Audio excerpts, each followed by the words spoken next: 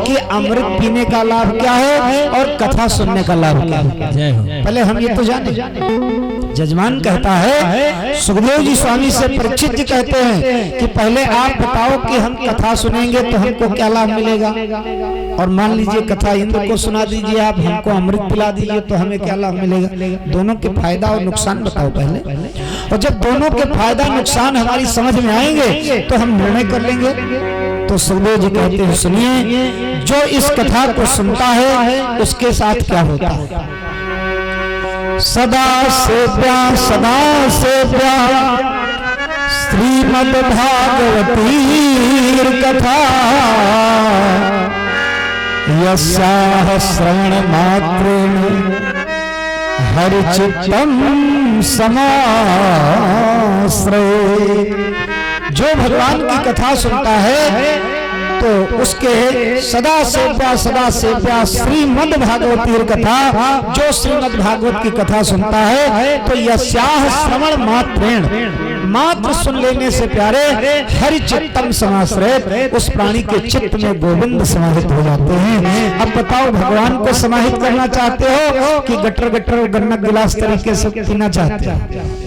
तो राजा परीक्षित ने कहा, तो बड़ी समस्या का विषय आपने खड़ा कर दिया सुखदेव जी, लेकिन प्रार्थना है स्वामी जी कि मुझे अमृत का फायदा तो बताइए। पहले हम जाने तो कि अमृत पीने से क्या फायदा होगा। तो कहा, अमृत जब पियोगे तो आपका जीवन दीर्घ हो जाएगा।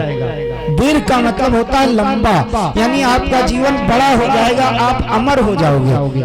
और महाराज, अगर हमने अमृत नहीं पिया, कथा सुनी तो कहा, तुम्हारा कथा सुनने से जीवन दीर्घ नहीं होगा, लंबा नहीं होगा, लेकिन तुम्हारा जीवन दिव्य जरूर हो जाएगा, दिव्य हो जाएगा।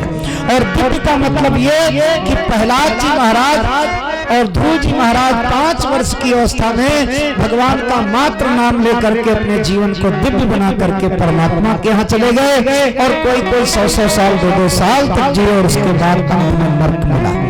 तो लंबा जीवन चाहते हो या छोटा जीवन हो या दिव्य जीवन हो, स्वामी विवेकानंद जी का उदाहरण आप लोग ले लीजिए। लंबे जीवन से क्या मतलब है।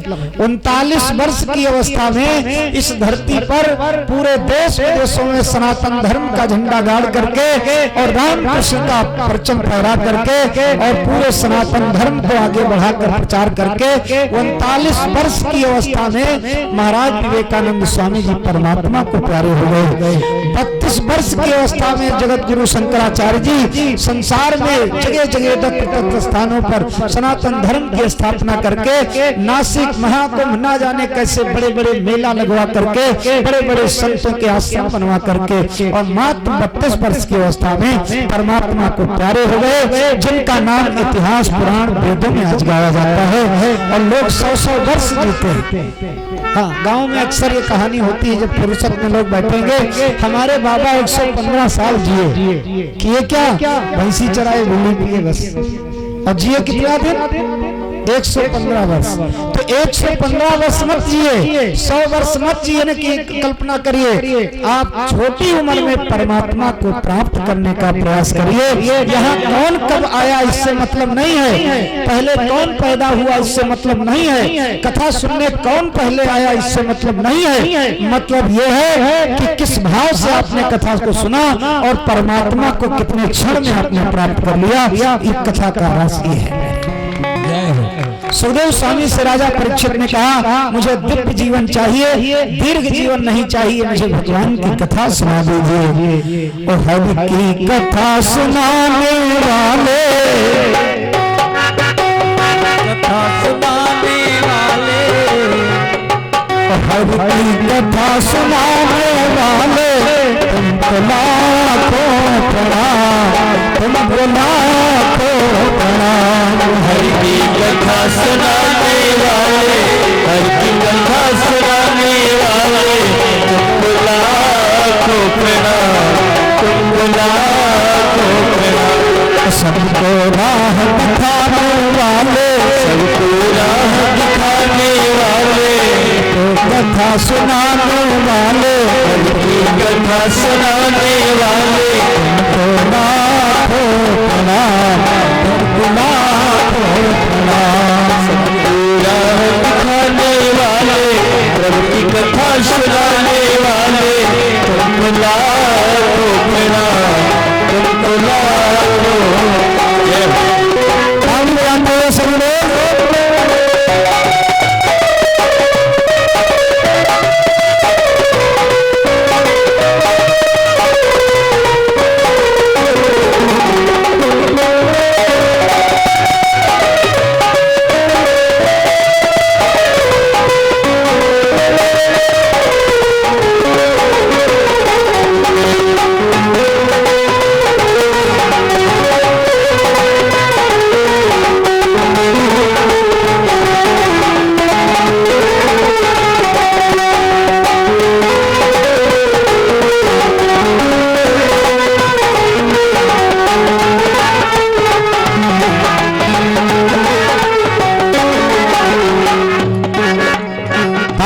बोले सुखदेव भाव से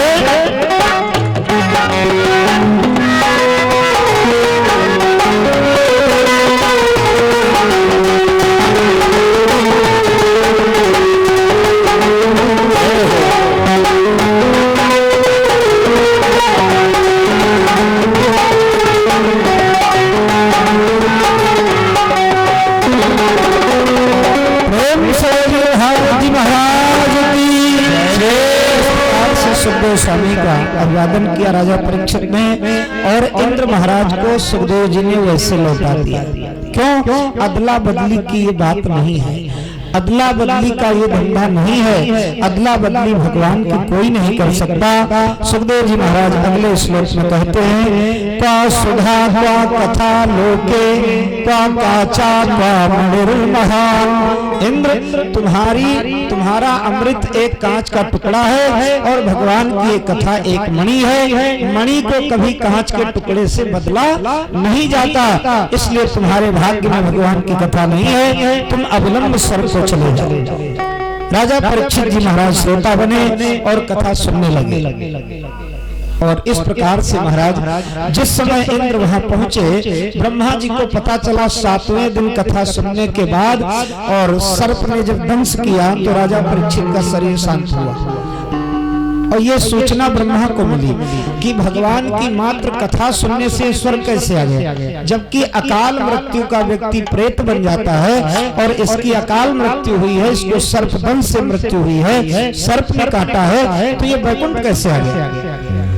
इसलिए नारद जी के मन में, ब्रह्मा जी के मन में विचार आया कि मैं तुलना करूंगा, मैं उसका संसाधन को नापूंगा कि इसमें कौन सा ऐसा अंतर है। एक तराजू लिया और तराजू में 2 पलड़े हैं, एक पलड़े पर सारे ग्रंथों को रखा, धार्मिक शास्त्रों को, वेद पुराण उपनिषद गीता रामायण सब रख दिया, और एक पर केवल भागवत को रखा। व्यास जी कहते हैं लघु निम्यान जातान गौरैण इद महत्व। अपने महत्व के कारण भागवत महापुराण जिस पल्ले पर है वही पल्ला भारी रहा। कारण क्या है? तेने अंबांगमयी मूर्ति प्रतीक्षा वर्तते हरे। इस श्लोक का अर्थ है कि एक पल्ले पर साक्षात भगवान है और एक पल्ले पर सारा संसार है, लेकिन पल्ला वही भारी होगा जिधर परमात्मा कृष्ण होंगे।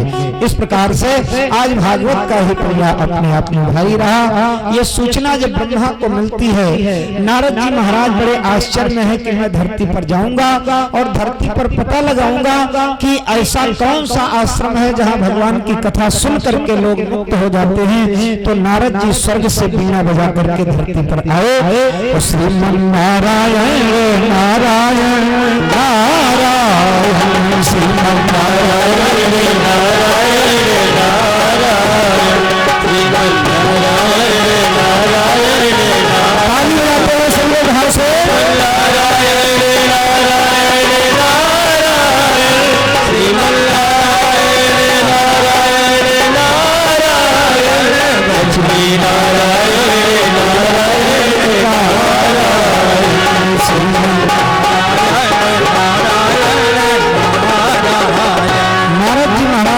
पर आए, और धरती पर जब आए तो सबसे पहले तीर्थों का भ्रमण किया।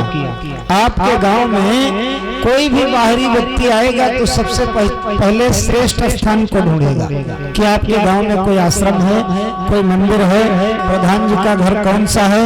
इसी प्रकार से नारद जी जब धरती पर आए तो सोचा कि मैं संत हूँ और संतों के आश्रम में निरंतर भगवान का भजन होता है, तो हम संतों के आश्रम में जाएं। तो नारद जी जब संतों